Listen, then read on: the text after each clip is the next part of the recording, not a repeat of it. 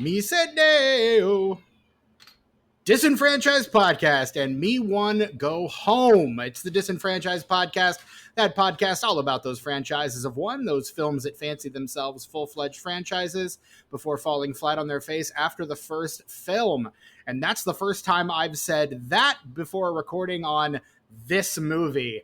That's right, I'm your host, Stephen Foxworthy, and joining me from the good old days, the bad old days, the original, don't call it a comeback, 2 weeks in a row, here he is, the man, the myth, the legend, say his name 3 times and he shall appear, Brett Wright. Brett Wright. It's showtime, Stephen. Boy, howdy, ain't it ever. Except unlike the last time we recorded an episode on 1988's Beetlejuice, Brett, we're joined by a third, a man who has joined our company as the third host of the Disenfranchised Podcast. We're recording it for him, really, because we already recorded an episode on this, but we didn't get his thoughts. So here we are. Ladies and gentlemen, it's the host with the most. It's Tucker. Hey, Tucker. Hey, baby. Hi, Steven. How's it going? It goes. We are once again here to do our first ever Redux episode. The first time we've ever gone back to cover a movie we've already covered.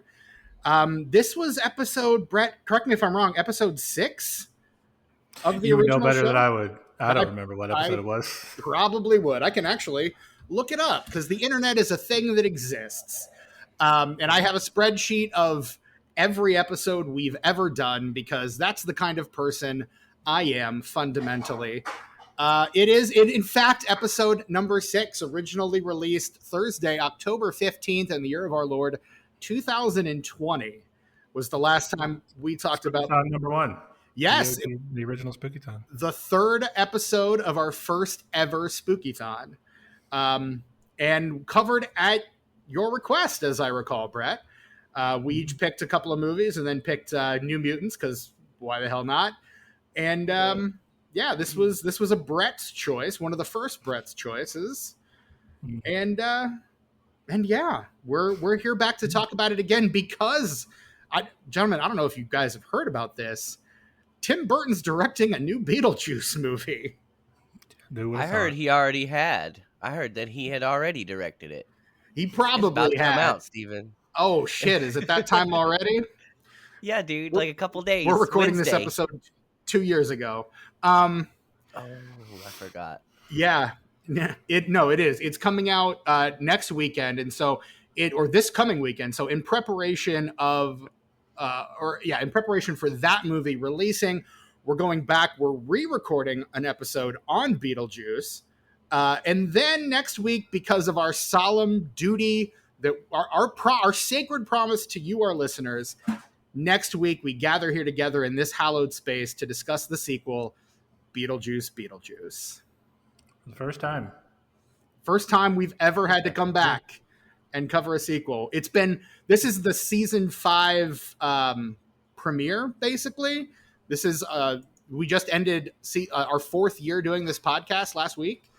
And so this is basically the beginning of season 5. And so what a way to kick off season 5, really, with a first. Yeah, and in 4 years. And I mean, who would have thought that this would have happened? Like, how many years were they talking about Beetlejuice Goes Hawaiian? Like, just like... Since this movie came out. Right? Yeah, like, we were pretty sure they weren't going to do a sequel to Beetlejuice. I think we talked about it on that. I didn't go back and re-listen to the episode. I meant to and just didn't. I should have. I thought about it and then decided no. So, longtime fans, be prepared to probably hear us say a lot of the same shit. Oops. But that's why Tucker's here. So I can tell you exactly what you said. You guys are like, ho, nobody's ever going to make a sequel of this. Ho, idiots. Ho. That's what you guys said. That's probably me. That's a spot on impression. So. That is a really good impression of Brett. Yeah. Thank you. But no, because we do talk. I remember we mentioned we bring up Beetlejuice Goes Hawaiian, and I'm pretty sure we're like, after all this time, how could they? And here's us eating those words. Well, I don't know. The cash grabby nature of the legasequel is kind of in full force right now. There have been a number of things that we've kind of put off covering out of fear that they might get sequels someday. And talking about legacy sequels, I can't wait to be incredibly pissed off at your opinion about this one. Well, I have it. I think the magic of this one. We're gonna get into. I'm not gonna just fire that off here so close to the top. No point. But yeah, basically, friends, here we are back again. This time to discuss Beetlejuice 1988, a film directed by one Mr. Timothy Burton, written by Michael McDowell and Warren Scarron, based on a story by McDowell and Larry Wilson, starring Alec Baldwin, Gina Davis, Michael Keaton, Jeffrey Jones, Catherine O'Hara, Winona Ryder, Sylvia Sidney, Robert Goulet, Dick Cavett, the late great Glenn Shaddix, Annie McEnroe. What a cast. Gentlemen, I think we could all agree. What a picture. Yeah. I mean, that's why it was like one of my first Brett's picks on this podcast. Man, I love this movie. If Brett's picking, it's going to be Beetlejuice. Yeah. Well, yeah, you're right. Nothing else. Time. It would. There's no other movie that it would ever be that I've talked about ad nauseum. No. It's Beetlejuice. It's Beetlejuice. Absolutely Beetlejuice. Clearly, it's my favorite movie. I talk about it all the time. But no, I mean, I grew up watching the cartoon. I had the entire toy line collection. I mean, I watched the movie over and over, probably when I shouldn't have, at such a young age. So, in retrospect, all of the stuff you just mentioned makes it even more wild that they never did make a sequel to this movie. Like, there was a very popular toy line, a very popular animated show. Like, usually that's the kind of stuff you do to buffer until the sequel comes out, and it just never came. Back then, like, people weren't all gung-ho about that shit because there wasn't a whole bunch of money in it. I mean, like, people like Tim Burton. Tim Burton didn't even know what the fuck a sequel was until he made Batman Returns. Like, he's like, sequel, can you explain that word to me? He only made that because they backed a dump truck of money up to his house and gave him complete creative freedom. Yeah, that's what I was gonna say. Like, he didn't know what a sequel was. Yeah, I don't think he still didn't know what a sequel was after Batman Returns. They just gave him a lot of money to do it. Like, is this a sequel? Like, it's one of two examples where Warner Brothers gives a director a shit ton of money to make a sequel to a movie they did not want to make a sequel to, and they end up turning in this incredibly bizarre auteurist vision that makes absolutely no money whatsoever.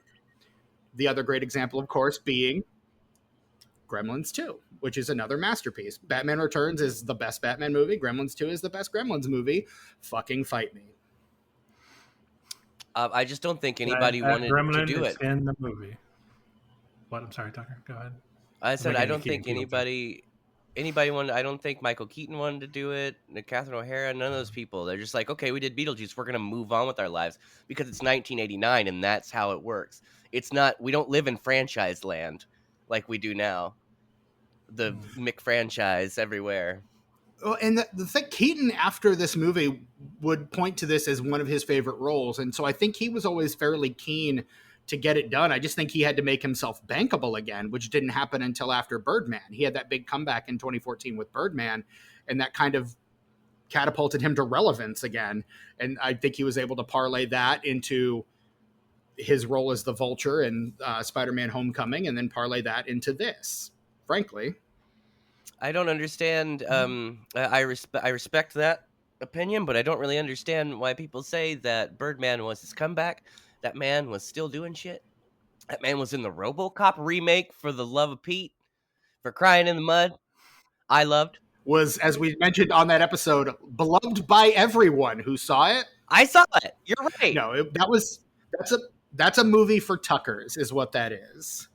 Oh, it's so good. It's not as good as the original. Like we did an episode on that, so you all know my opinion on it. Like, correct. Yeah. It is. It's not a great movie, but it is a perfect remake, is what I'm gonna say. And I think you said that on that episode too. Fucking, that's how you do a remake, right there, for good or for ill.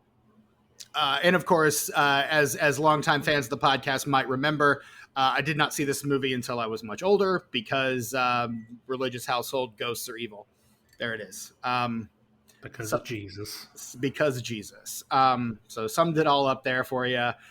Tucker, we've never heard of your history with Beetlejuice. How did you come to this movie? When did you come to this movie? What is your legacy, your historic feelings on this film? Lay it out for us, please. Well, hi, my name is Tucker. I studied at Juilliard. And no, I'm sorry. Attended Harvard Business School, traveled extensively, lived through the Black Plague, and I had a pretty good time during that. Seen The Exorcist about 167 times, and it keeps getting funnier every time I see it. We good? Not to mention the fact that you're talking to a dead guy. Anyway, Beetlejuice is one of those films that I've probably seen the most. If I had a list of films I've seen the most times, this would probably almost definitely be in the top 5. This film was not only beloved by me, but my entire family, so much so that we bought this movie. We did not just tape it off TV. Oh, word. We bought this movie, yeah. And I watched it over and over and over. I wish I still had that VHS, because I'd love to pop it in and see how terrible it looks, just because I watched it so many times. Like the degradation on that thing, oh boy, I doubt it barely plays these days. But yeah, I loved it when I was a kid. I never got into the cartoon because I thought it sucked. Therefore, I never got any of the action figures, because like how are they going to be friends after that? How are they going to be friends after that? Did y'all see the movie? And then they're friends in the cartoon. Like, that's just it. That's a perfect example of the kind of like person that I am when I consume media. Sometimes, especially when I was a kid, I don't care if it makes sense. It's more of that stuff I love. So right. I'm just going to watch it. I don't, very, very on brand for Brett. And yet continuity is still a thing that you really obsess over. That's a fun paradox about you, man. It is. Yeah. I mean, looking back, well, as a kid, I didn't care about continuity as much. I do now. Fair. You've grown into that nerd nostalgia. Yeah, pretty much. Yeah, but I mean, I get it. But also, you can look at it like it's an alternate universe. Sometimes the best explanation to hand wave away continuity is that it's just another universe. The musical lives in a different universe from the movie and all that. Yeah. Anyway, sorry, go ahead, Tucker. I also didn't like the character designs or the animation or the voices that they had on that show. I tried it and I was just so turned off by it that I never watched it again. And I was just strictly a movie dude.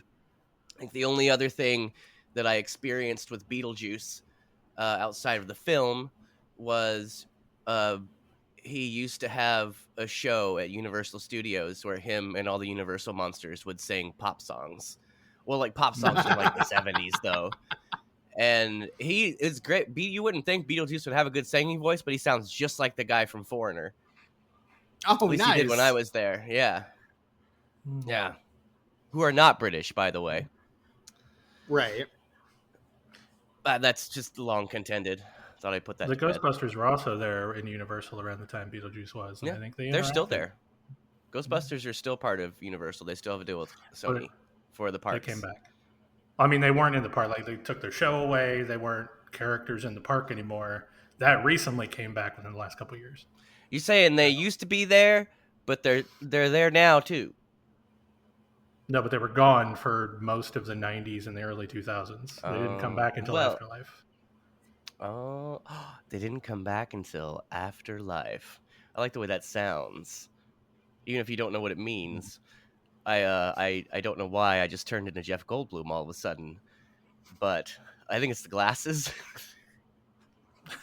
Well, there it is. That was odd.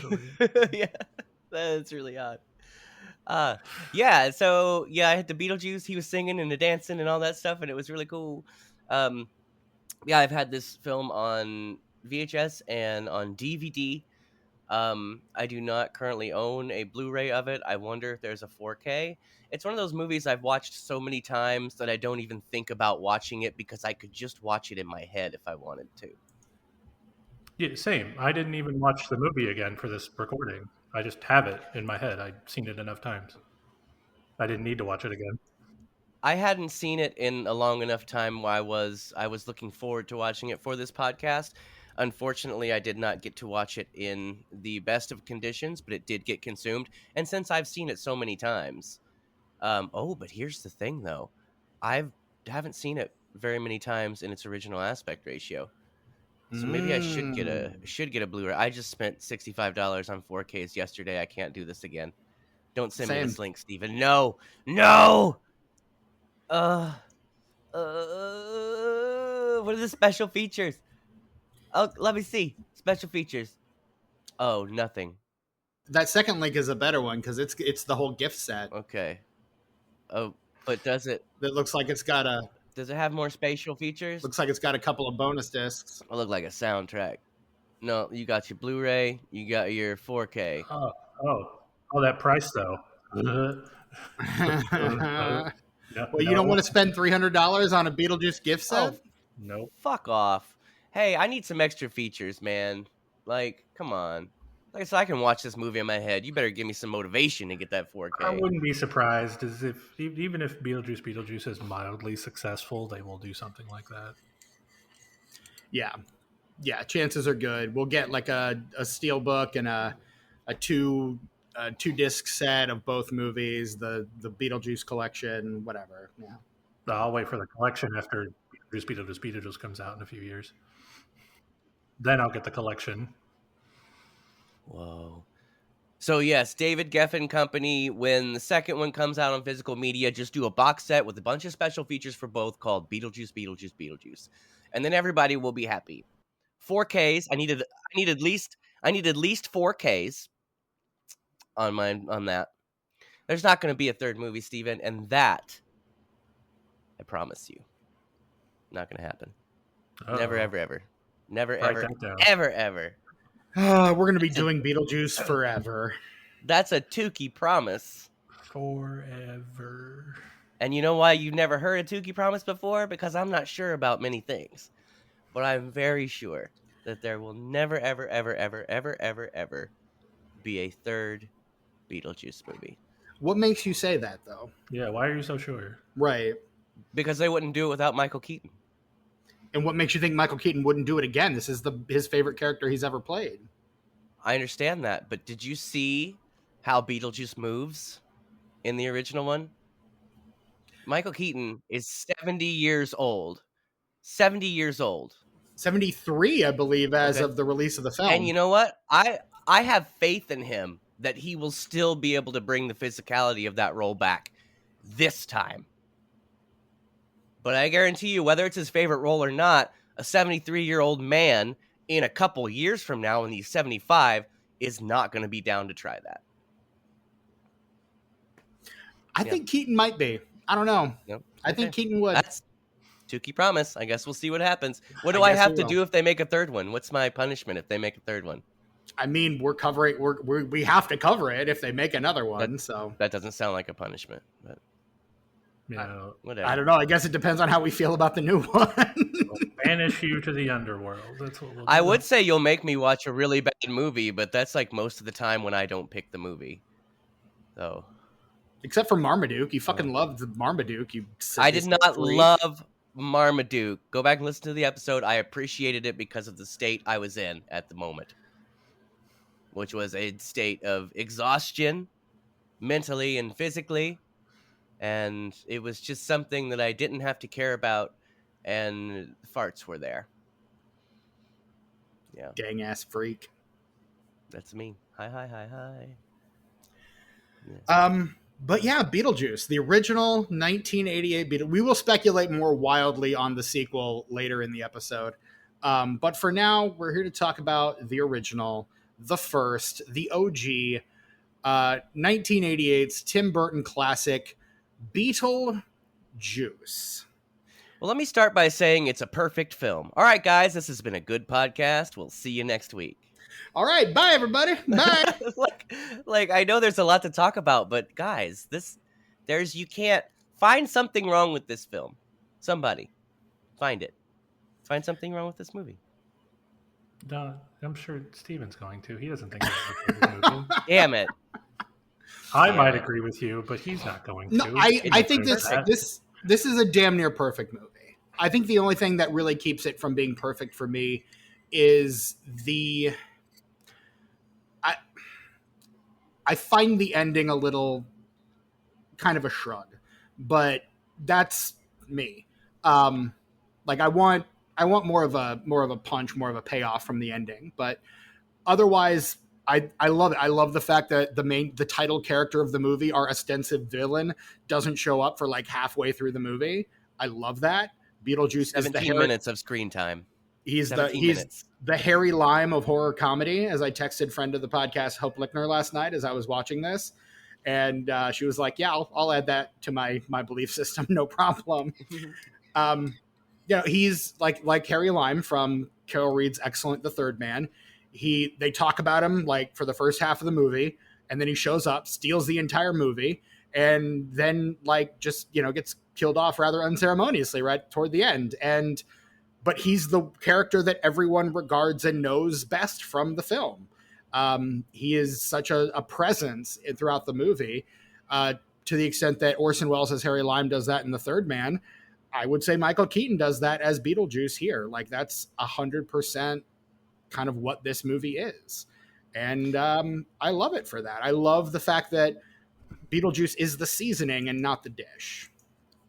Well, and I think it speaks for the writers and the actors that we still give a shit about any of the other characters once Beetlejuice gets there. Right.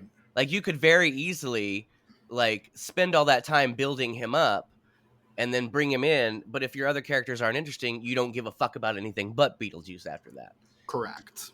But I like every character in that movie. I think every character in that movie is interesting and unique, and I believe every character in that movie. I've seen Catherine O'Hara in so many things, but I believe her. I believe she is Mrs. Dietz in this movie. I believe it. Yeah. Same with Jeffrey Jones. Everybody. This is my Alec Baldwin performance too, by the way. Like when someone says Alec Baldwin, this is not who I think of, because this is not the same guy as I've seen like in every other movie or TV show that Alec Baldwin's been in. And I love his performance in this movie. And I love the chemistry between him and Gina Davis. Like, I believe their relationship. You guys, it's perfect. And the opening where it's like a helicopter shot, and then you don't notice when it turns and it cuts to the model, and then there's the spider, and there's so many good shots in this movie, man. The pacing is perfect. It never stops. It just keeps chugging along. No time is wasted. It's a perfect movie. Perfect. Yeah, I don't really know what you mean by needing a bigger punch at the end. That's what I'm confused by, Stephen. What do you mean? Explain that more. I don't know.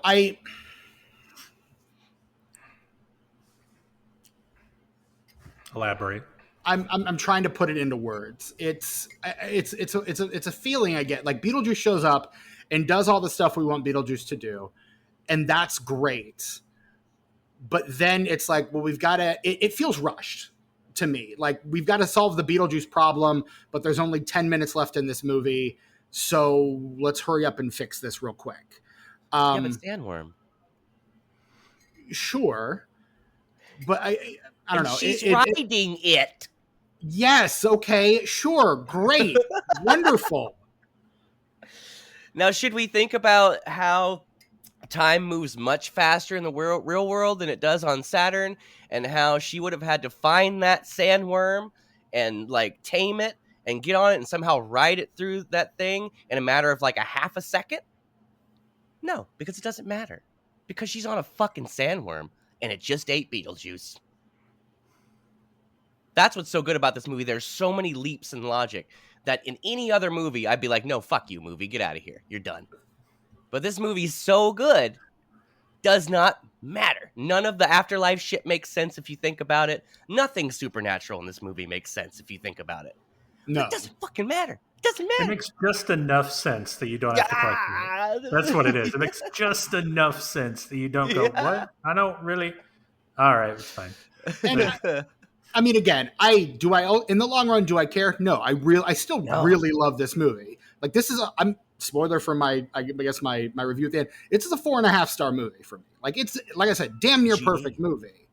So I feel like I'm nitpicking here, but like I love this movie. This movie is really fun, and I think a lot of what I love about it are the characters, particularly Keaton's portrayal as Beetlejuice. Like it becomes, within 2 years he plays his two most iconic roles working with Tim Burton, and that's not insignificant. Like the man is Beetlejuice and then Batman back to back, and before this he was like Mr. Mom. He was Mr. Mom. Like he was the guy from Mr. Mom or Gung Ho. Like he's just like the weird cheesy comedy guy. Have you guys ever seen Keaton stand up? No. He No. does. He used to do stand up back in the early 80s. There's a So bit did Whoopi Goldberg. I always forget about that. Oh yeah. That's crazy. EGOT winner Whoopi Goldberg. Goldberg. Yes, it Yeah, did stand up. Keaton's stand up was really bizarre. There's a bit he does about like a Bazooka Joe comic that I have always cracks me. It did the run on TikTok not too long ago. That's where I saw it. Yeah. And he starts like, he goes, oh, you know, I love Bazooka Joe. I love these little comics. Let me read this one to you. And he starts reading it. And it's like, oh, you know, I threw a clock out the window because I wanted to see if time flies. And then he goes on this like long rant about like the existential quality and nature of time. And he just keeps going with it. So it becomes funnier and funnier as he keeps going with it. And then in the last panel, he's like, yeah. And then Bazooka Joe says, geez, sorry, I fucking asked, or something like that. And it just perfect button. Like, it's just that kind of like raw, sardonic kind of thing. But like his, I think that's his probably best known bit, but a lot of his stand up was very much that way. Can we take a little segue? Let's take a segue. I've got some people in the campground right now riding around on Segways, and boy, it doesn't matter how much time goes by, people still look stupid riding Segways. But anyway, I meant like, what's that thing we do a lot? Tangent. Small tangent on Bazooka Joe. Do you know they still make it? Yeah. Mm-hmm. I sell it in my store. And you know what? The comics are still really fucking bad. It's like they're really committed to them being just the least funny thing in the entire fucking world. I believe it. Yeah, that makes sense. I believe that. Yeah. Or are they just reusing the same ones over and over again? I wouldn't be surprised, honestly. Are they new ones? Or how can you tell? I don't know. No. But that's, Bazooka Joe, you guys. Good times. LOLs. And Michael Keaton did stand up. Yeah, Michael Keaton did stand up. And yeah, that's a thing that you know now. I'll try to find that Bazooka Joe bit on YouTube or something and drop it in the show notes. I think I was aware that he started out in stand up, but I have never experienced any of that. I have no reference for it outside of what you just told me. Is it true or a rumor that he improvised pretty much all of his lines in this movie? That is what I have heard for sure. Well, he Denzel'd it, which means he took what was on the page and just like he knew it so well that it's what he was going to say anyway, and then he just added what would naturally come with it. That's how you Denzel something. Like Training Day. Like 10% of the dialogue that Denzel says in Training Day is the script. Even the King Kong quote is. Yep, that is an improv. Ad-libbed. It's an improv, yeah. Well, and you can kind of tell, like, when Keaton needs to be on script, he is, and when you can kind of also tell when he's riffing, and you need a strong comedy background to be able to do that, and I think he does it fairly well. Like the whole Juilliard like tangent that we pretty much quoted earlier is essentially just one long ad lib, and I think it's pretty it's one of the most quotable parts of this movie overall. So I don't know. There's some nice fucking model was an improv too. Mm-hmm. Yeah, that makes sense. Like all 17 minutes that he's in this movie is quotable. Yeah, I could quote all of his entire performance off the top of my head if I tried hard enough. Right. Like, in the, grabbing himself. And I mean, that all reeks of like, this is just something he came up with in the moment and it made Tim Burton laugh and they kept it in the movie. Like there's so much of that kind of stuff in that performance. And I think those are the moments that really make this performance stand out. Now, from what I understand, he didn't ad lib as much in the upcoming film as he did in the original. So I don't know. We'll see if that, maybe it's just because we're dealing with writers who have grown up with it and so they can write to that cadence a little better, but who knows? Upside is I've heard he's only in the movie the same amount of time. Now, I hope that's true. I really hope that's true because I read it on the internet. Well, okay. The internet has never lied to anyone. Michael Keaton himself said that in an interview, so I'm a little bit more inclined to believe it. So. He also said he wouldn't do another one in an interview, which is what I based my whole promise on. How long? Oh, so like during this press tour, he said he's not going to do another one? Yeah.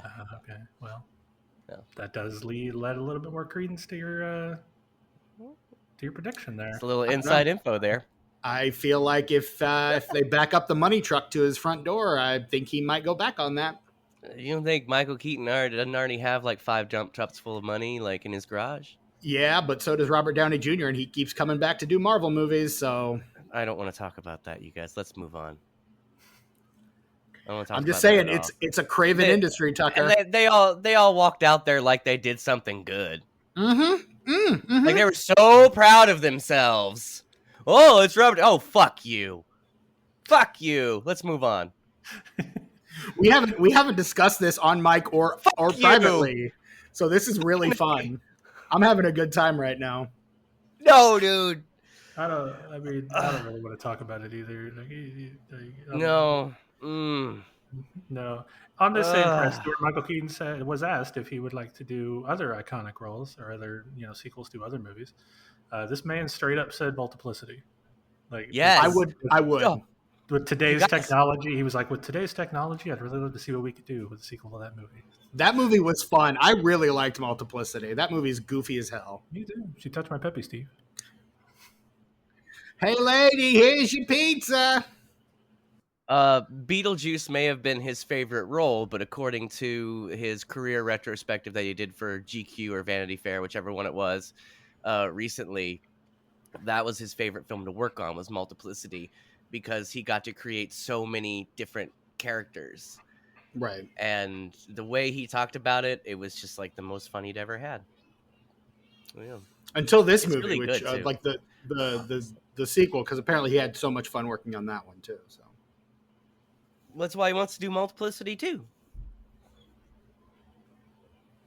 And why, if presented with a dump truck full of money, would probably do Beetlejuice 3. Oh, I don't know. I guess we'll see. Time will tell. Time will certainly tell. If nothing else, time will tell. I'm sorry about that, boys. No, go ahead. Who's that? Go ahead. Sorry. What the fuck are you doing? What's happening? It's really hot in my room, and I tried to take my shirt off, but I couldn't because I have my glasses and my headphones on. It's really hot in here. 73 degrees. I'm sweating buckets. Oh, 73 degrees. I feel so bad for you. Yeah, but I'm having a hot flash at the same time. My life is a hot flash, Tucker. My whole life is one big hot flash. Thank you.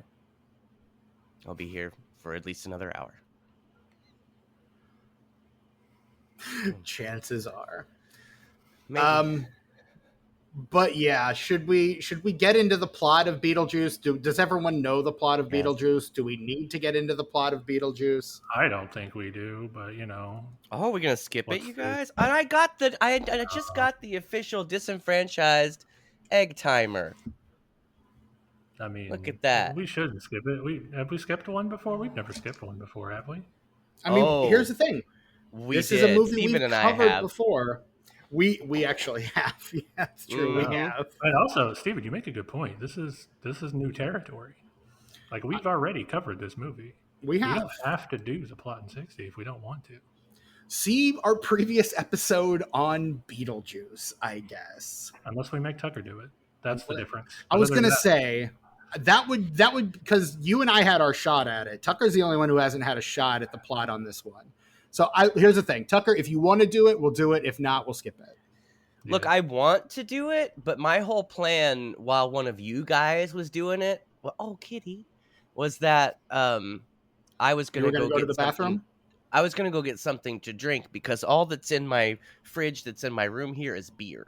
But I already had a little Irish cream in my coffee, so I just can't do any more alcohol before work. Good one. It's true. I'm gonna go get something to drink. I'll be right back. Okay. I'm also going to get something to drink. Brett, you should go get something to drink. I already have something to drink. Oh, you should get something else to drink. All right. Sure. I'll be right back. All right. 5 minutes later. Brett, if we talk, we should keep our voices really low so that I'll know where the editing points are visually. Okay. And I'll put in a SpongeBob 5 minutes later. Hi, Kitty. Kitty, come here. Jump in that microphone and transfer yourself to my house. Come back. Kitty, come back. Kitty, come back. Etc. You can blame it all on me. Yeah, dude. Wowzers, Kitty. Dang it. Oh, he loves you. Oh my God.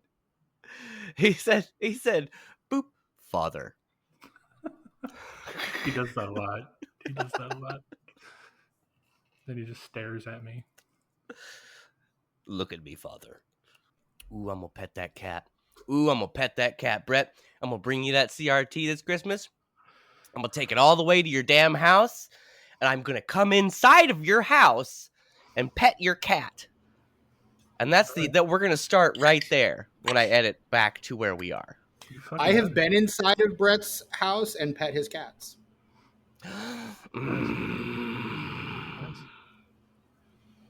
Word. It's Richard. That's a thing I've done. Hey, look, Tucker, you just haven't had the opportunity yet. Like I just moved in. You haven't been in town. I was gonna say, yeah. Have you been to Indy since he's moved? Because I don't know that you have. No. So you just haven't had the opportunity. That's fine. I've had a few opportunities. You bastard. Anyway, that was the plot of Beetlejuice. You missed it. Were you paying close enough attention, listener? I bet you weren't. We weaved it in there. It's like every third word. Are you watching closely? If you play this backwards, it'll just sound like this backwards. And that is all. Unless I say recut. That's Tucker backwards. So they play it backwards, I'll be going tacker. And it'll be really cool. Remember that, Brett? Remember that time when Tucker turned into the man from another place? I was about to say, you got a real David Lynch in here all of a sudden. No, it is a language. It's English, only backwards. Give us time. Let her die. Yeah. So anyway, Beetlejuice is really good, you guys. You guys seen this? You heard about this? You seen this? Fantastic. Many people are saying this. A lot of people are saying it. I hear it all the time. I'm tired of hearing it, quite frankly. Yeah. No, I mean, it's talking about this Beetlejuice guy. He's real funny. He's dead. They say he's dead. I don't know how he's dead and he's alive. I don't get it. How did he die? I don't know. He doesn't say. Where's his death certificate? I'd like to see it. Little kitty cat ears. You guys. I'm in love with Brett's cat. It's true. Yeah. So yeah, Beetlejuice is really good. Everybody loves it. Let's talk about Robert Goulet. Yeah, just Robert. I am kind of impressed at the small roles in this movie because we've got Robert Goulet, non-actors in this movie, like Robert Goulet and that art lady, Dick Cavett as well in this movie, who is like a TV host, if I'm not mistaken. Yep. Like, and the gal at the party that comes with Delia's agent, the art gal with the, got the lips like this all the time. She's not an actor. She's actually an art person, like in that kind of art world for really real. Oh, okay. Yeah, dude. Interesting. Non-actors. I did not know that. Yeah. I mean, but that speaks to, I think, Burton's, I think that speaks to his influences. Like, he's always been the kind of guy to like put people he's fascinated with into his movies, whether they're performers or actors or not. Like, he does the same thing with in Ed Wood. Like, he's got like just random people that he's got, and kind of like Ed Wood, it's kind of easy to see that direct line between Ed Wood and Tim Burton. Tim Burton just equally weird, just more successful, really. He's actually a good filmmaker. Yes. Has the capacity to be a good filmmaker. That is. There it is. He's shown us that he can phone it in, for sure. But he's not on this movie. Not on this movie and not on Pee-wee's Big Adventure. Mm-mm. If I'm honest, another reason why I'm kind of worried about this is that it's been a while since Burton's really had a hit. That's true. But if you have been paying attention to the press for this film, he's been talking a lot Which about you apparently have.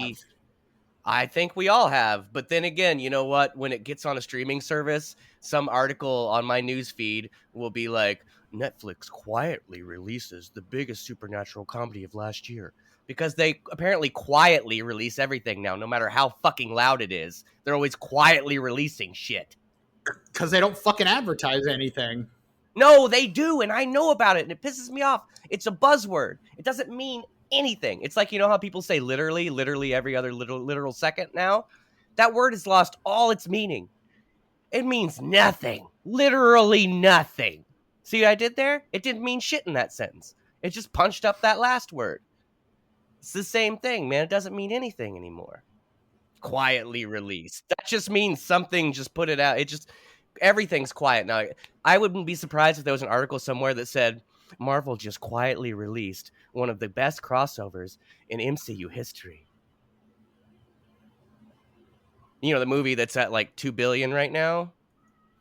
I would not be surprised. Just saying. Everything's quietly released. They quietly just released a sequel to Beetlejuice. Do you know that? So very quietly. Rant over. Thank you, Tucker, for explaining the function of adverbs. I'm okay. Mm-hmm. Old man yells at cloud. Right? Real At several clouds at once. Yells at the idea of the very cloud, at the audacity of it to be there.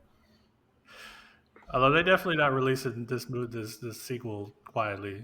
There's like, I don't know why. Like, this is why I'm somewhat worried about the sequel.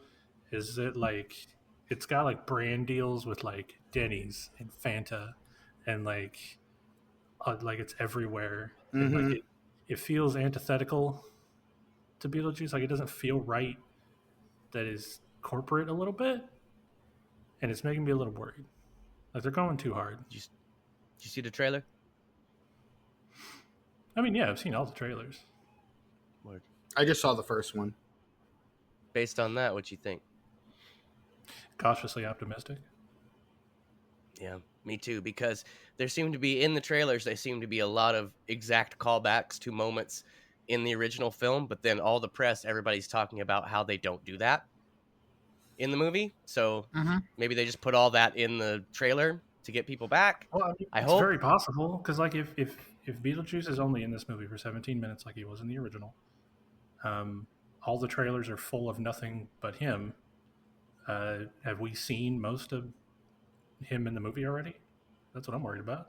I'm just saying, I don't need this to be, and this is a film I enjoyed to a certain extent. We don't need Beetlejuice Afterlife, is what I'm saying. I don't want Beetlejuice Afterlife. I want a lot of new ideas with these old characters. I don't want just repeated jokes and callbacks and bringing things back. And no, man, let's just move on and let's do something that's now, that's happening now. Like, you think these motherfuckers can remember every beat? They don't watch it. Like, the characters in these movies, they don't watch that in an hour and a half increment, like every couple months. They have it as a memory. They're not going to repeat the same shit. It wouldn't make sense. But then again, does anything make sense in a Beetlejuice movie? Not really. But anyway, I'm ahead of myself on that one. Yeah. But yeah, I'm hoping that there's not a lot of, I guess, what you would call fan service. Another word that doesn't mean exactly what it used to. I think that's the trap of a lot of legasequels, which is why I tend to be so pessimistic to legasequels, is they tend to just be fan service for its own sake, which I don't like. I'm not a fan of that. If you're going to continue the story, I want you to do something new with it, not just keep hitting the same old beats over and over.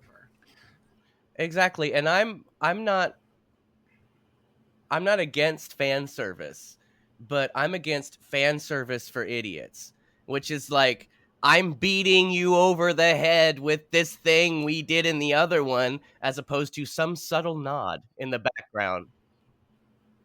Something that you just that's not, out there, not front and center, just something you're like, oh, did you notice that? Maybe. I don't know. Yeah. Sorry, Brett. You were saying? You were saying. So I have what might be a shocking take. Brace yourselves for this. That is one of the reasons I kind of didn't care for Frozen Empire as much as I probably should have, because Afterlife was great. It's the legacy sequel. I appreciated all the callbacks. The movie is dripping with it, and I loved every second of it. Mm-hmm. But like, you can't just come back in the very next movie and just kind of do the same thing. Like, what endeared me and made me love Afterlife so much made me kind of not like Frozen Empire as much. Like, okay, you've done the legacy sequel with all the fan service. Now move on and tell a new story, which they did, sort of. But like, you could tell that movie was cut to shit in the editing room. Like, it just felt disjointed and not coherent. And I mean, my girlfriend and I discussing the movie afterwards, like, had a lot of questions. Like, this didn't make sense. That didn't make sense. Like, and that's not how I want to walk away from a Ghostbusters movie, There's a lot of leaps of logic in Frozen Empire, but unlike this movie, it's not a good enough movie for me to look past it. I didn't dislike Frozen Empire. It's my least favorite Ghostbusters movie, but damn, I still had a good time, and it still felt like a Ghostbusters movie. That's why every Ghostbusters movie that exists right now, including the remake, the reboot or whatever, they're all good with me, because no matter how good or bad they are, they all feel like Ghostbusters movie. They have that core, like that feeling of a Ghostbusters movie. So as long as they keep keeping the tone and the voice of the piece intact, I'll keep watching them and enjoying them at varying levels. But I'll still have a good time with it. I wouldn't agree with that point for 2016, but the rest of them, you're right. You're correct. Word. Yeah. But anyway, hopefully the sequel to Beetlejuice is more Afterlife than it is Frozen Empire. Didn't the Ghostbusters straight up chase Beetlejuice at Universal Studios? Didn't they used to chase him around? Mm-hmm. Crossover. Yeah. Let's do it. Yeah. The crossover. Let's do a crossover movie. I don't think it happened it didn't happen in the Ghostbusters live show, but when the characters were walking around the park, they would interact with one another on a regular basis. So Yeah.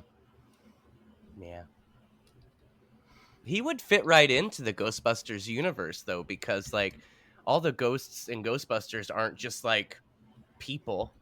They're like weird monster guys. And even though Beetlejuice is humanoid, he is a weird monster guy too. He would fit. Let's do a comic crossover. See if we can get somebody on that. IDW, what you doing? So something the Ghostbusters subreddit likes to do all the time is take a fictional ghost or whatever deity and try to classify it. I think like Beetlejuice is like a class 5. I forget what it's called, but like he's on the level of a god. Like Beetlejuice is on the level of like Vigo or Gozer. Like he's that powerful because he's been around for so long.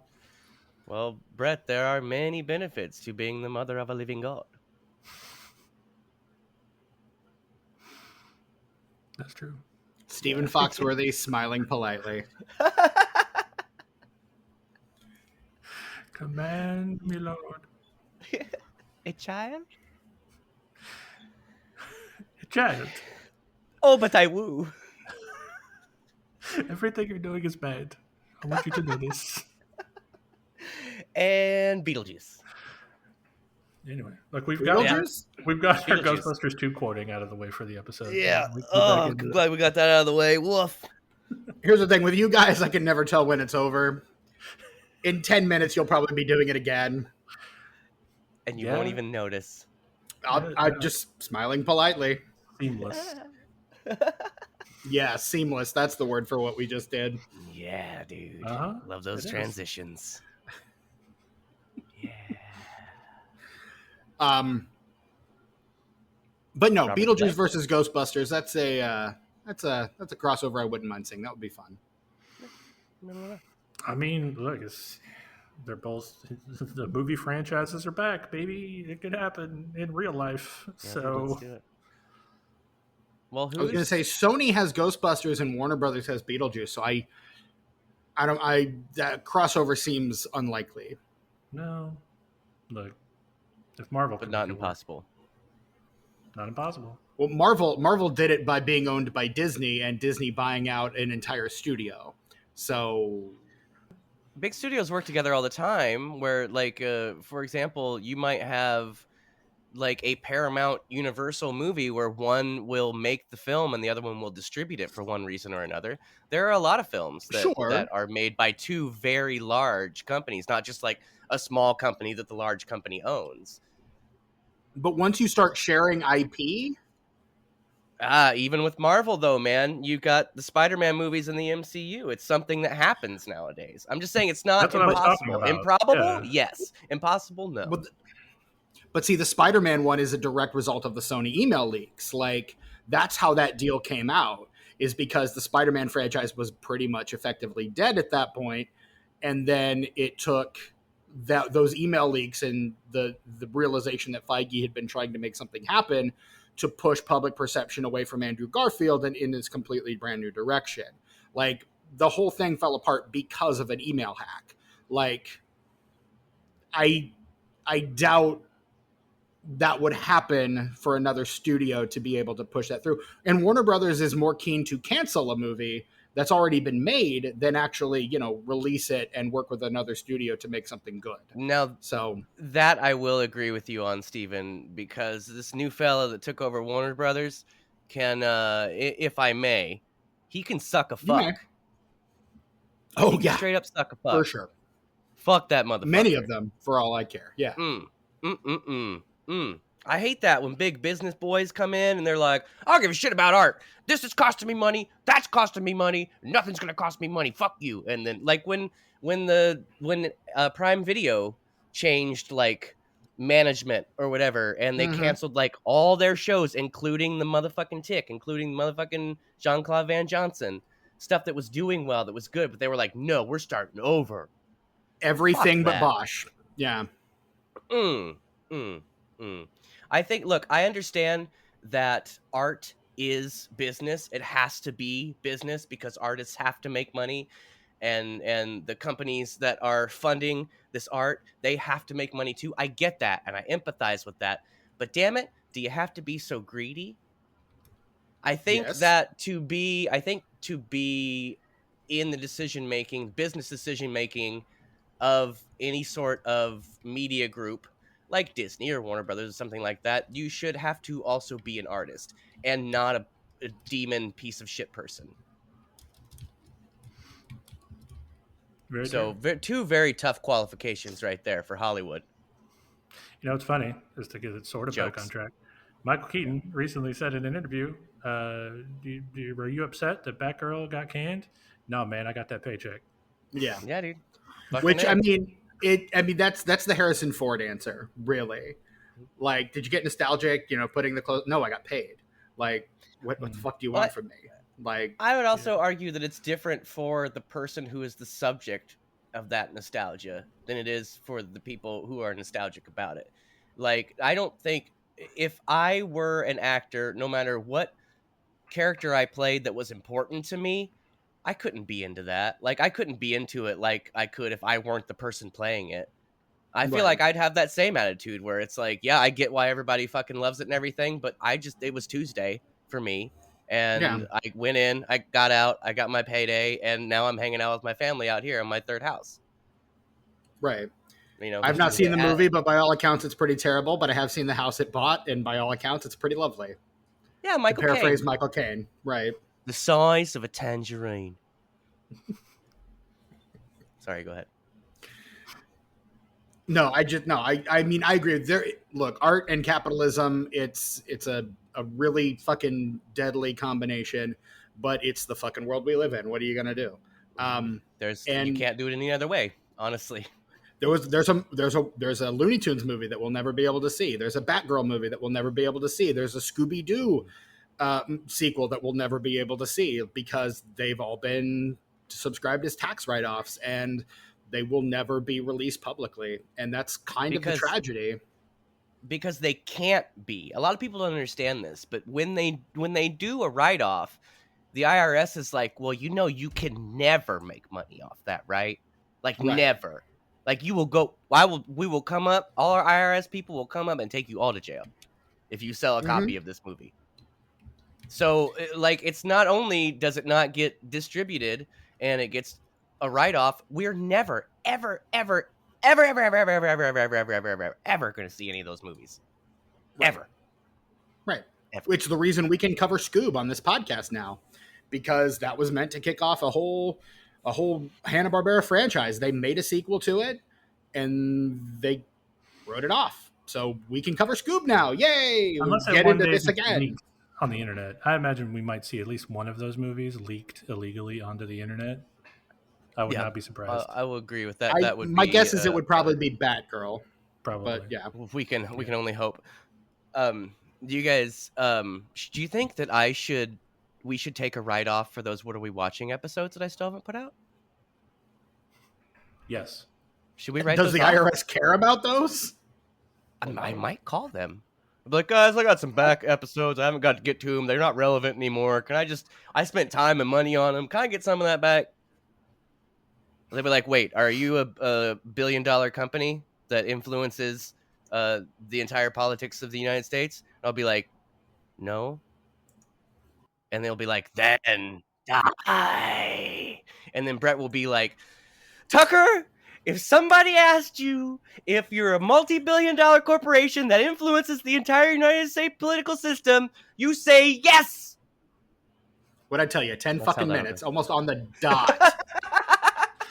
Now, hold on. That was Ghostbusters 1 quote. Okay. Ghostbusters 2. Okay, pedant. And I changed it to fit what I was doing, so it was more of a remix than a direct quote. That's true. Yeah. Got him. Straight up. My tally on the wall there. Wait, actually, that's a... There we go. Yeah.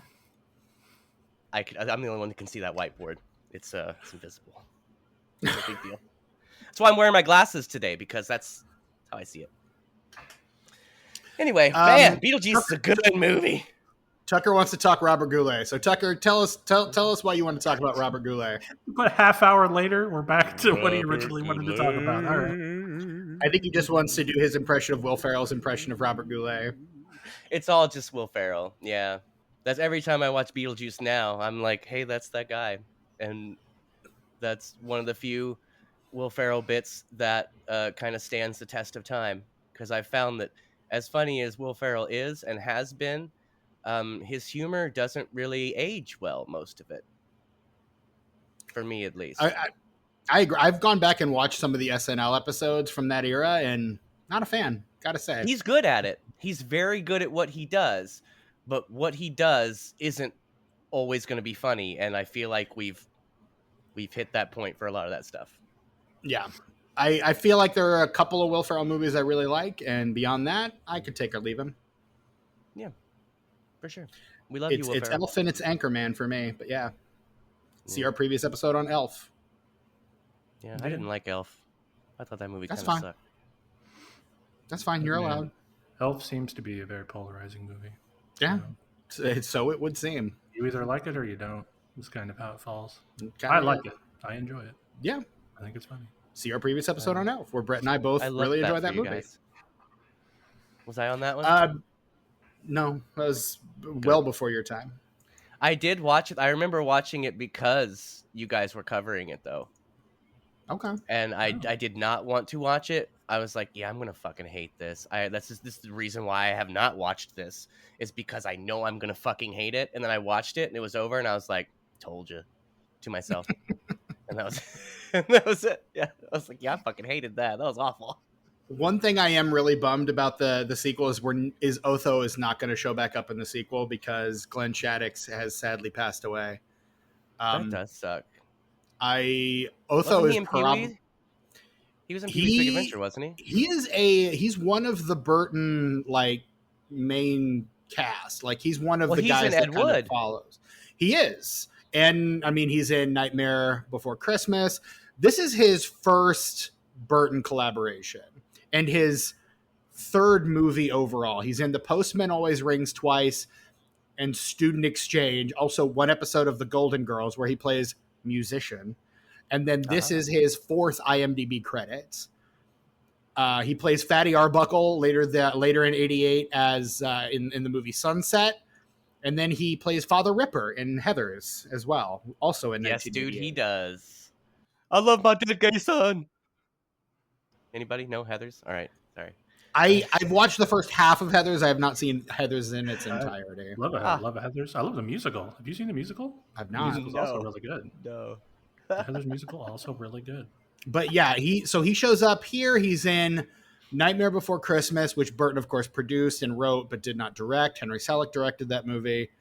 I want to say, I feel like he was in more of Burton stuff, but I'm looking over his career right now, and no, he's really not. He's not in Ed Wood. What? He's not. He is in Planet of the Apes. See our episode on Planet of the Apes, the 2001 Planet of the Apes. And I think that may have been his last Burton collaboration. Because, yeah, he's not in... he seems like he would have been in Sleepy Hollow. He was not in Sleepy Hollow. Did voice acting for a good long while, too. But, yeah, he plays the senator orangutan married to Lisa Marie in that movie. And he returns. He returns for the Nightmare Before Christmas video game, Oogie's Revenge, and also several Kingdom Hearts games as the mayor of Halloween Town. So, obviously, yeah, they do be in those Kingdom Hearts games because you know when they first made Nightmare Before Christmas, Disney was like, "Oh no, you can't put this with Disney in front of this. Got to be Touchstone." But then as soon as it was successful, they were like, no, it's Disney. You guys. Disney magic. No. Look at how magical. We didn't tell you you did that on your own. It's not Touchstone. Get out. Put the Disney on there. Put it in the clamshell instead of the sleeve. Come on. Once Disney saw the income from Hot Topic, they were like, wait, right. Where is this coming from? Sally's a Disney princess now. And it's funny that people point to like Nightmare Before Christmas as the quintessential Hot Topic like movie, whereas I think this movie is the activator for the kids that would grow up to be the Nightmare Before Christmas kids, because Lydia Dietz is like the touchstone for every like Gen X goth kid, like, and not even just Beetlejuice walked, so Nightmare Before Christmas could run. 100%.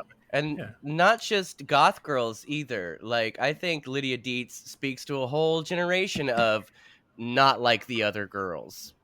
Right. I myself am strange and unusual. Exactly. I myself am not like the other girls. Right. Pretty much. That's true. And I mean, weirdly, Heathers is part of that too. Like, you've got kind of that Winona Ryder 1-2 punch in '88 of Beetlejuice and Heathers that kind of like leads to her being like the OG alt girl, really. Yeah, dude. Yeah, dude. And speaking of Heathers, and speaking of the press for this film, there was an article I read the other day with an interview with Winona Ryder, and she said that someone asked her if there were any other movies that she had done before that she'd want to do a legacy sequel to, and she said Heathers. Heathers is the only one that she would want to do. I don't know what that would be, but I don't know how you do a sequel to Heathers, but I'd be there for it, though. I would. Yeah. But here's the thing. Some Hollywood screenwriter heard her say that and is like, ooh, yeah, we could do that. Let's make that movie. It's so weird that movie is such a cult classic because it's just such a mean-spirited movie in a way that I like. Normally I don't like stuff that's mean-spirited. But a certain kind of comedy that's mean-spirited I can get behind. But Heathers was so successful in a cult classic way, but nobody ever talks about Very Bad Things. And I feel like they're very similar in their tone, you know? I mean, I think that's the Peter Berg of it all, but yeah. Yeah, like I'll never understand that, how Heathers is a cult classic, and I mean, both of them have your boy Christian Slater in them. So and again, they made a musical out of Heathers, so like that's how. Where's my Very Bad Things musical? Give me Daniel Stern. I certainly hope they don't give Heathers the Mean Girls treatment and like do a remake movie. That's the musical. But it's the musical, and then we don't tell anybody it's the musical. Don't tell anybody it's the musical until you go see it. Yeah. Then you're stuck. You already paid for it. Bitch, gotcha. Yeah, exactly. That's it. You know, I want to make a remake of something and turn it into a musical, and one of the beats in the film will be when you realize that it's a musical, the film stops and like cuts away, and then me as the director goes, gotcha. And then it just continues after that. Bitch, I already got your money. I got your money. I love that you took your glasses off to sell that bit to two of us. Well, my nose is so sweaty because it's so hot in here, and I'm having like almost hot flash after hot flash. I just kind of needed to get some air on my nose anyway. You know what you need? A high-powered fan pointed directly at your microphone to create like some great ambience in your ambience. Yeah. Dudes, you guys, I'm doing it. I'm not kidding. Medium-sized desk fan that doesn't make any noise at all. That also works. Yeah, but you're not as cool as Steven is. Like, you're not getting the cool air that Steven is. And what you're alluding to, Steven, is in the group chat when I was editing last episode, I was talking about how Steven's audio track when he's not speaking would be a perfect ASMR video on YouTube. And I am going to make that, and not like for jokes and not for LOLs, but because if you take all of Steven's like speech out of his audio from last episode, you just have you have this like kind of white noise of a fan in the background, and then you'll hear like clickety clack on his keyboard, and then click click click click click click on his mouse, and then like meow every once in a while. And it's just like, it's like working with like sharing an office with someone. Like if you're lonely while you're working at home, put on Steven. He'll work with you. Yeah, dude. I'm gonna do it, you guys. Billions. The double-edged sword of that is the fact that if I was actually your coworker, you would get way more like weird movie like trivia talk than you would ever possibly want. That's why it's perfect, Steven. I said I was gonna take all of your dialogue out. That's why it's perfect. But then it wouldn't be an authentic experience, Tucker. Well, I don't specialize in authentic experiences. Which, as again, I'm into making pretend. As Brett can attest, because Brett has worked with me before. That is how we met. That is how this podcast got started. Is that Brett and I were in the same department for several years, and Brett just didn't have the heart to be like, "Shut up, man." Correct. And so here we are. Brett was too meek to tell me to shut the fuck up and get the fuck out. No, there's plenty of our coworkers that did, but I never did. Correct. There was much rejoicing when I left that department. I amplified it, and that was part of the problem. Yeah, you sure did. Not everyone appreciates what I bring to the table, and that's fine. It's probably the reason why this podcast is not more popular than it should be. But there you go. You guys, look, I don't know if you guys know this, but we get on average between 50 and 70 listeners via podcatchers, and on average between 50 and 300 listeners on YouTube every episode. Damn. And that's enough for me. Okay. I mean, it would be cool if thousands of people listened to me, or millions of people, but just like to have like an average of between 50 and 100 people every week, I'd never imagined there were that many people who would want to listen to me talk. Like, I can barely stand listening to myself talk most of the time. Like I'm Same. Very happy with those numbers. Very happy with those numbers. I also have a hard time listening to you talk. Yeah. Yeah. No, I'm kidding. Exactly. Yeah, especially considering that, like, we've talked about the movie we're discussing on this episode for maybe 20 minutes. Right. We've talked about literally everything else. But I mean, we've talked about a lot of things connected to this movie, but yeah. Look, Brett, we recorded a whole ass episode on Beetlejuice 4 years ago. So true, yeah. You're right. If you want to hear more discussion about this movie, then go listen to the old episode. Not only do I not have really anything to add, but what can you say about Beetlejuice? This is kind of like the exact same issue we have with really bad movies that we don't want to talk about. But it's the opposite problem. Like, there's a lot to say, but it's all been said, and pretty much everybody agrees. So you're always just, with this movie, you're just preaching to the choir. 100%, 24 hours a day, 7 days a week, preaching to the choir. So, yeah, that's why I think an episode like this is tangent heavy, for sure. Yeah. People are tuning into this episode at this point. I mean, my assumption is that the true fans of the show have gone back and listened to our entire back catalog. And if you haven't, then can you call yourself a true fan? So they already know what we think about Beetlejuice. They're just here for the vibes. Yeah, dude, we do be having those. The vibes are immaculate on this podcast, I will say. We do be vibing. But yeah, I mean, my big concern, I will say, my big concern about the sequel is the amount of Beetlejuice, because I know the temptation in the Legacy sequel is to give the people what they want, ramped up to 11. So I guess the idea that there would be more than a smattering of Beetlejuice was a concern for me. Hearing you say that Keaton himself has said he's barely in the movie, I like that. I want that's what I want from a Beetlejuice movie. My other fear is that they're just going to do the same thing again, but with Jenna Ortega as the Winona Ryder stand-in. That's my other fear. Well, so and that may be. I mean, I understand why you haven't watched any more of the trailers beyond the first one, but watching the other trailers, I can tell you that's not the case. Okay. It seems to me that, at the very least, he's come back to try to marry Lydia again, not her daughter, because that's a little weird. Very. I mean, it's fucking weird in the first one. How old was Winona Ryder in this movie? Like when she made this movie? 15. Yeah, see, that's weird. Well, it was the 80s. Whoa. Doesn't make it less weird.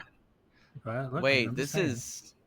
I mean, what's happening here? Wait a second. So I was looking up, because we keep referencing that Michael Keaton had said that his screen time is the same. And so I was looking for an article on that so I could send it to Steven so he could stop acting like it were a hypothetical. And I stumbled across this review from the BBC that the headline is Beetlejuice Beetlejuice Review. Tim Burton's sequel surpasses the original in almost every respect. There's no way, right? I mean, it could be good. I can imagine this movie could be good and I could like it, but there's no way that it surpasses the original in almost every way. No. Like David Geffen, are you paying the BBC? Maybe if you hate the original. I mean, if you hate the original, sure, I can see where you'd go there, but... Yeah, I guess we would have to know that guy's opinion of the original movie. I mean, I think it's there in the headline, frankly. I mean, it feels fairly evident to me. But no, I mean, I like... And I think another reason I think this movie, the sequel to this movie gets made is the fact that all the big players that are returning have kind of been on a hot streak within the last several years. You've got Michael Keaton kind of on his upswing since, and yes, I know he's been working on shit, but it's shit no one was watching until Birdman. And then he does Birdman, Spotlight, The Founder in fairly quick succession, Spider-Man Homecoming. You get Winona Ryder's kind of big pushback in Stranger Things. You get Catherine O'Hara in Schitt's Creek becoming like a walking, talking meme for that show. Like all three of them are incredibly hot right now, and it feels like the perfect storm to get a sequel to Beetlejuice greenlit and made, particularly then combined with the wave of nostalgia pouring out from, you know, all the 80s shit coming back, like Ghostbusters, like, you know, all that 80s shit getting greenlit again, Transformers coming back in a big way. And so that kind of leads us to think, well, yeah, we could keep making Beetlejuice movies. That sounds like something we could do. And so this movie gets greenlit, you bring all those people back, and that's automatic butts in seats because all those people are really hot right now. Well, yeah. Well, then you sprinkle a little Jenna Ortega on top, who is also incredibly popular right now, and then Uh-huh. you got yourself a pretty fantastic stew going. Which to maybe assuage your fears about the story of this movie a little bit more. In interviews, they've sort of discussed how like this is I don't know if you want to say it this way. Maybe it's a little cringy to say it this way, but is Tim Burton's love letter to like women, like the dynamic between the three characters, like the grandmother, the daughter, and the granddaughter. Like it's a story about the three of them. Like Right. it's a very women empowerment story, I guess, is what they've said. I mean, and if there's one person I want telling that story, it's Tim Burton for sure. Well, but he didn't write it. I will say that. There's that. There you go. That's all you need to know, really. The script is Alfred Goff and Miles Millar, written with a story by Goff Millar and Seth Graham Greene, who has written probably like 7 different versions of this script. Like he's been writing this script since, God, at least 2020. Writing various permutations and versions of this script. So, I mean, I don't know. I will watch the movie. Obviously, I have to. I'll be covering it on this podcast next week. But yeah, I'm kind of I don't know. I'm more cautious and less optimistic than the two of you, I guess, when it comes to this sequel.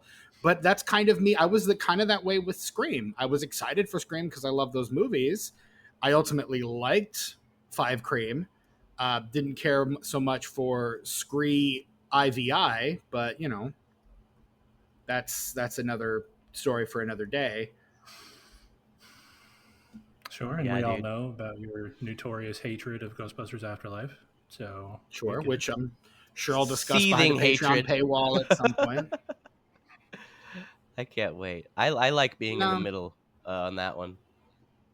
Hey, look, I warned him. You've been warned that if we discuss that again, it won't end well for you.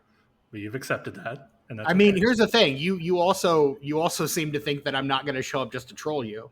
So no, that's why it won't end well for you. I hope that you will have it'll end fine if you take it as a serious discussion and not troll me. I'm not precious about Ghostbusters though. And I know you can be. If we can have a civilized conversation about it, if you're not trolling me. That's true. If you're trolling me, show a little respect, Steven. And you don't want me to get mean. You wouldn't like us exposing ourselves. Yeah. 15 minutes. Tucker, just find what the fuck you were looking for yet. We've been vamping for a while. No, I gave up. Gave up because it's getting kind of late. It's getting kind of late. Yeah, getting kind of late. Time to wrap it up. One thing we have not talked about yet. I love the soundtrack for this movie. The Calypso score, the Harry Belafonte of it all. Yeah. Oh yeah. It's so. I think it works so well because it's so detached from all the visuals and all the aesthetics of this thing. I don't know. I fucking love it. Like, I love that Harry Belafonte is basically the soundtrack of this movie. Like, there's the Danny Elfman score and there's Harry Belafonte, and that's it. And I fucking love that. And I hope we get some Calypso for the sequel too. I appreciate that the Danny Elfman score can be very noticeable when it needs to be and can hang out in the background when it needs to be. Danny Elfman's not always good at kind of reining himself back like that. There are some scores that he's done that are really, really good, but he didn't know when to just kind of put it behind what was going on. In this film, you get those sweeping Danny Elfman weirdness when you need it, and then it's just a regular score when it needs to be. When you're not really paying attention to it, it's very subdued, and I appreciate that. Like Tim Burton, Danny Elfman, not someone really prone to subtlety. So it's nice to see it when it happens, for sure. And I like Danny Elfman's scores, generally speaking. He's done some really good shit. and he's written some really iconic themes, obviously. But he can get a little up his own ass, kind of like Tim Burton can get a little up his own ass. So, it's nice to be able to see people that do that kind of understand that there can be checks and we can rein it in a little bit and not be so over the top, so oppressively over the top. I know we're on the topic. Can I just mourn what seems to be the loss of the iconic movie soundtrack? They don't really seem to exist anymore. Like, I don't remember a lot of them anymore like I do older films. They were more of a presence, I feel like, instead of just like a background thing. And they're not bad, because if they were bad, we would notice that. But nothing sticks out anymore. I feel like a lot of that is less of a reliance on like the leitmotif, which is something that that John what's his name? Williams. That's Williams. Fuck. John Williams kind of like pushed to the forefront with stuff like Star Wars and Jaws. And like, every character has their theme, every character has their moment, every character, and that, kind of becomes the norm. And I think soundtracks are starting to lean away from that a little bit, but that leads away from like the recognizable score moments that we all like know and recognize. And I think probably in some ways keeps us from connecting with a piece of music like that. Agreed. Yeah.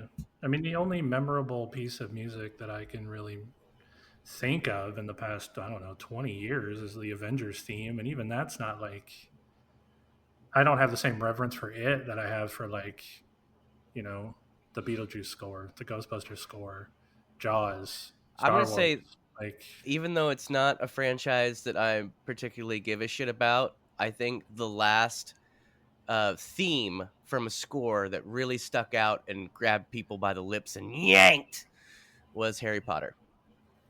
Oh, yeah. That tracks. Because I don't give two shits about Harry Potter's, but boy, I will never forget that theme. Never. Yeah, Never. But that's John Williams. That's leitmotif. That's there you go. Yeah. It's one of those scores that makes me think of Halloween for some reason, just because those movies came out around Halloween for a few years in a row there. Right. Yeah, I know the third one, the Alfonso Cuarón one, was a Halloween release because they did the Something That's Wicked the one This I Way like. Comes was like, it's the good one. It's like the best one. Prisoner of Azkaban. Yes, that's the best one for sure. Again, best directed one for sure. But yeah, that one's the best one for sure. No argument from me. Dude, mystery and time fuckery and takes place at Halloween. It's great. 10 out of 10. Yeah. Beetlejuice opens April 1st, 1988. And opens at number one. Opens at number one 5. to $10.5 million. In second place, down from number one the week before, the Matthew Broderick, Neil Simon film Biloxi Blues, where Matthew Broderick's in the army. Everybody remembers that one. Mm-hmm. In third place, also new this week, in a bit of counter programming, Bright Lights, Big City, the Michael J. Fox, Jason Robards, Dion Weist, Kiefer Sutherland, David Hyde Pierce, Swoozie Kurtz film. Oh. Another one that everyone loves and is still talking about. Sure. Yeah. And speaking of Tim Burton, in fourth place, a movie that he worked on during his brief tenure as a Disney animator, the re-release of The Fox and the Hound has been re-released for 3 weeks. Yeah. Widely regarded as one of the worst Disney animated films, but yeah. The film that led us to the Don Bluth Empire. We would not have the Don Bluth Empire without The Fox and the Hound. What about The Great Mouse Detective? I like that. I mean, that's the last film before the Disney Renaissance is The Great Mouse Detective. And the Sword in the Stone. Are these generally regarded as not good Disney movies? There's basically everything between the Jungle Book and The Great Mouse Detective. Or no, Jungle Book and what's the one right before Oliver and Company is kind of widely regarded as the dark ages of Disney animation. Oliver and Company is the second best fully animated Disney film of all time. Full stop. Billy Joel's in it for crying in the mud. Cheech Marin's in it for crying in the mud. What's number one? Why should we worry? What's your number one? Why should we care? Robin Hood. You said Oliver and Company was the second best. Oh, Robin Hood. Okay. Also falls in that time frame. I cannot wait to edit this one because there's such a delay between all three of us. This is going to be so much fun. And you've been kind of cutting in and out for me the entire episode, so that's also fun. Yeah. Well, I've got time. No, I don't. Do you? Anyway. In fifth place this week is a Demi Moore, Michael Biehn, John Hurd, Jürgen Prochnow film directed by Carl Schultz called The Seventh Sign. Nobody gives a fuck. And rounding out the top 10, in sixth place, we have Johnny Be Good. In seventh, Good Morning Vietnam. In eighth place, Police Academy 5, Assignment Miami Beach. In ninth place, A New Life. And in 10th place, Walt Disney's DOA. Dead on Arrival? Starring Dennis Quaid and Meg Ryan. Walt Disney, Dead on Arrival. There you go. Beetlejuice opens to, we said 10.5 million, goes on to earn 74.5 million off of a budget of about 15 million. So a hit, not by today's metrics, but by 1988 metrics. Yes, absolutely a fucking hit. As we mentioned earlier, spawned a very successful animated television show and toy line, and also later a Broadway musical somehow, that I've heard is very fun. Yeah, it's pretty good. At least, I mean, I haven't been able to find it online anywhere. There's apparently like a, one of those really good looking recordings of it, but I can't find it. I would love to, because I'd love to watch the whole thing. Same. Because I've definitely seen a ton of it on TikTok. Yeah. And a couple of those numbers are catchy as hell. Especially the opening number. The whole being dead thing. Being dead thing. And fantastic. That one guy plays Beetlejuice. That's funny. Alex Brightman. Yeah, he's in Has Been Hotel, which is a fucking great show. Also, Hell of a Boss. Also a great show. By that same animator, in case you're familiar. Yeah. It's their second series. Hell of a Boss is great. Right on. If you like Has Been Hotel, watch I do. Hell of a Boss. Okay. Hell of a Boss is also really good. Right on. Is it on Amazon as well? Either of those things are. YouTube. YouTube. Okay, right on. Yeah. I forgot Has Been Hotel got an actual release on Amazon. Yeah. That's crazy. Yeah. The tomatometer score for Beetlejuice is 82%, certified fresh. And the tomatometer score. The critics' consensus: brilliantly bizarre and overflowing with ideas, Beetlejuice offers some of Michael Keaton's most deliciously manic work, and creepy, funny fun for the whole family. That's some alliteration right there. The Metascore is a 71 based on generally favorable reviews from 19 critics. And the Letterboxd score, Tucker, care to take a swing? It's just probably 4.4 and 4.8. Ooh, it's a 3.8 is the I don't know average. why I ever doubted them. To take one fucking thing seriously, Letterboxd. You can't take one movie seriously? Anyway. Nope. Hey, can I if I can jump in for just a second, adjusted for inflation, the box office for Beetlejuice would today be $143,331,112.57. Okay. Yeah. And I bookmarked that page because I didn't know there was an inflation calculator. I should have known. I just didn't know where it was. So let's bookmark that. Bonk. Bookmarked. I already told my score for this is a 4.5. Brett, what about you? How do you rate Beetlejuice? I would rate Beetlejuice 5 out of 5. And Tucker? I mean, come on, it's a 5. I've said several times it's a perfect film. Perfect films can't be less than 5. I mean, sure they can. No, they can't. Not for pure me. definition, they can't be. I mean, perfect movies they can't be less than perfect. Anyway. Perfect. Anyway. Anyway, that's We have fun. we have something. That is our episode on 1988's Beetlejuice. Stay tuned next week, because next week all three of us are going to be back. That's what I've been told anyway, to cover the sequel to Beetlejuice, Beetlejuice, in theaters.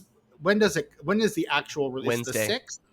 Wednesday so in at 7 theaters p.m. now, as of when you're listening to this episode. I hope it's Wednesday. If not, in theaters tomorrow, as of when you're listening to this episode. Me? I don't understand. Why do you not believe me? I'm telling you. It's Wednesday, 7 p.m. Awesome. Those are the first showings at 7 p.m. Hell yeah. This is when it's officially released.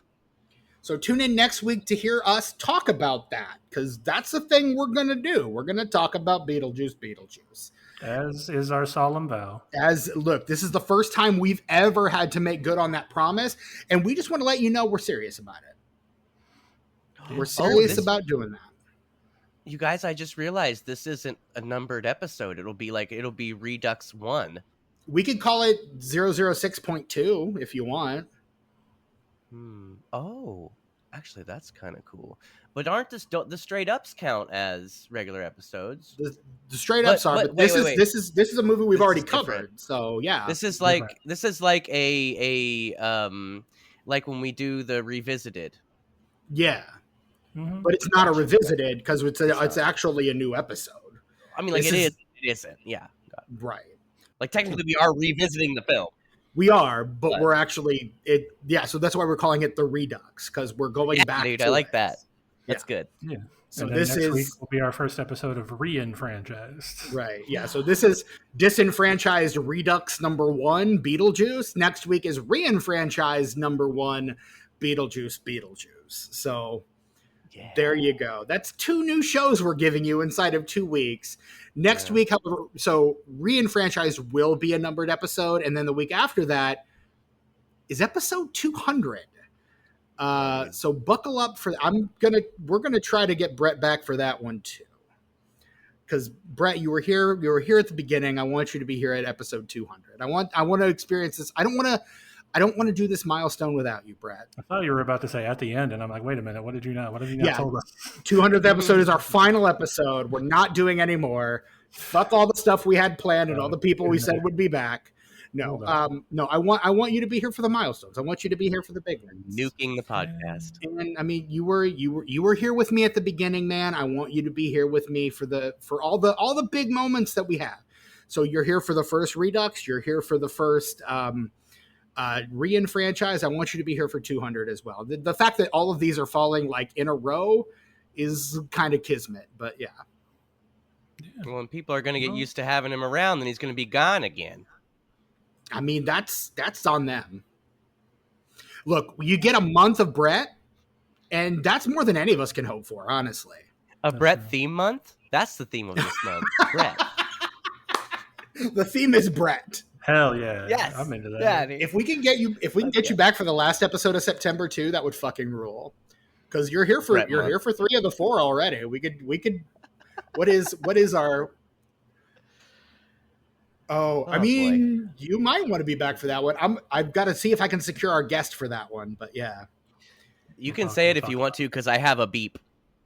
You do have a beep. And it's fun to use. That is true. I kind of want to see, because that is the week that comes out. So I would like to do the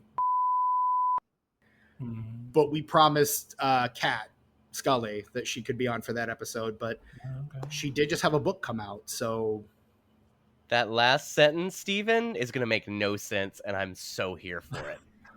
I'm going to beat the shit out of it. Ooh, good. That's what I want. That's what I want. Excited. I love using the beeps.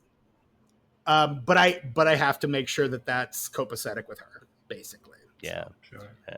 If we can make that work, because the last time we tried to make something work with her, it didn't work. So Yeah, she's a busy lady. she is.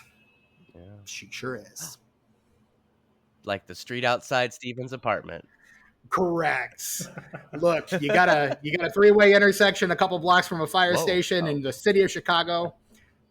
It's gonna happen. More ASMR, baby. Steven was a podcaster on the east side of Chicago. Now in the ASMR, you're at home working next to somebody who lives in a big city. It's the extra layer. Right. The extra layer you're Yeah, we're adding to just the adding. ASMR. If we add more layers, I can just do more videos every time, There you go. It's true. like an onion. And speaking of which, Tucker, the one episode for the remaining in 2024 that we don't have scheduled is straight up number 5. Spooky straight up. Spooky straight up. We need it. You need to let me know what that is. I gotta do some thinking on it. Guys, some thinking on it. Well, hurry up because we got a little over a month. Copy that. We've got like 3 more straight ups after that on the schedule. We don't have this one though. So. Copy that. At any rate, that is our 2nd episode of Beetlejuice. We really fucking spoil you guys. Let's be honest. Yeah, do we always put out stuff on the Patreon like we say we do? No, but we do fucking spoil you guys. 2 episodes on Beetlejuice. Let's see any other podcast do 2 episodes on Beetlejuice. Damn it. But yeah, go listen to it. Don't quote us on that. But also go listen again to our previous episode on Beetlejuice. But yeah, that is the episode on Beetlejuice. This has been the Disenfranchised Podcast. You can find us on various forms of social media at DisenfranchPod. Sometimes I update those. Most of the time I don't. Sorry, ? But yeah, go find us there. Give us a follow there. Also, you can shoot us an email, disenfranchpod@gmail.com. Follow us on Patreon, patreon.com/disenfranchpod. For free, you can join and get access to every episode we put out and join the conversation. Leave a comment. Usually Tucker will respond. Sometimes I will. Brett, pretty much never. But that's just how it happens. And then also leave us a 5-star rating and review. Oh yeah, for $5 on the Patreon, you get access to a ton of extra content, including episodes of Unenfranchised, Disenfranchised, Disenfranchised at the Movies, and the show we've probably done the most of that Tucker still has multiple episodes waiting to be published. What Are We Watching? A show where we used to talk about what we were watching on a weekly basis. Then we went to a bi-weekly basis, and now it's just a look whenever we fucking get to it basis. But yeah, man, we're all busy. I can guarantee you that there will be more What Are We Watching after October 15th at the latest. That's the last day of the season. There you go. Yeah. Maybe before then. Leave us a 5-star rating and review on Apple Podcasts or Spotify, wherever you get your podcasts, so we can find more listeners. I'm your host, Stephen Foxworthy. You can find me on some social medias at Chewy Walrus. Buy my book, Check In, Check Out on Amazon, in either physical or digital release. Brett, where can we find you on social media? Not really anywhere. Cool. The Letterboxd counts, I guess. sus Yeah. _ Warlock. I check Instagram sometimes. Fucking no. Same username, sus _ Warlock. Social media sucks. Get off that shit. Yeah. Tucker, what about you? Hi, it's me, Tucker, and you can find me at Instagrams and YouTubes at Ice909. That's ICENINE. The number 0 and the number 9. And also, I'm on Tuck Mugs, Tuck_Mugs on the Instagrams. We did have a post last week, and that was cool because that doesn't always happen. I've got a post sitting in my inbox that I have to post up, so I have to punch up. So at any point, there's going to be another one dropping. It doesn't matter. Nobody gives a fuck, but I do. I love Tuck Mugs. So if you also love Tuck Mugs, come on down to Tuck Mugs. And look at some mugs. And you guys, I figured it. That's on my socials, by the way. But you guys, I figured out what my Spooky-thon straight up is going to be. I don't know if you saw me just kind of crawling around my floor looking at all of my DVDs and Blu-rays. You guys, this is what we're doing. This is what we're doing. I can't see that. but it looks fittingly spooky. The Yeah, Manchurian Sandwich. You wish. Nope. I I'm not do, going to say actually. it That sounds great. because. Be a surprise. It'll be a surprise. For all of us. Well, for them, we won't no. even know what movie we're covering. I mean, you do have that beep function that you're so fond of using. I do, but you know what else I have? An IMDb link in the chat. Oh, is that what that is? It's fitting because one of the actors is like the first episode that I guessed it on. Big part of that. Big part of that. Did you click the link? The Manchurian Sandwich. Yeah, I got it right here. Okay, got it. Yeah. Word. All right, let's wrap this thing up. I got to try and eat something before I go to work. Absolutely. Well, hey, this has been the Disenfranchised Podcast. I am your host, Stephen Foxworthy, for my co-host, Tucker, and the great Brett Wright. Until next time. That is why I will not do 2 shows in one night. I won't do.